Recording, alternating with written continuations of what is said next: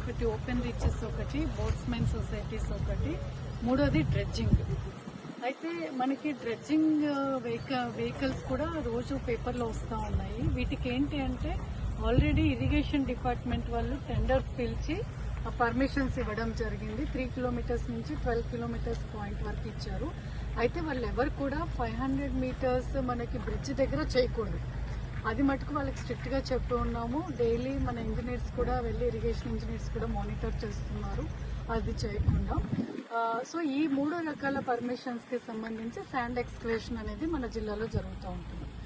అయితే ఓపెన్ రీచెస్లో ఎక్కడ కూడా వెహికల్స్ వాడకూడదు అనేది మన ఉద్దేశం. కాబట్టి దానికి సంబంధించి నిన్న కూడా టీపర్లో మనకి వెహికల్స్ ఉంటే అవి సీజ్ చేయడం జరిగింది, ప్రొక్లైనర్స్ అవి.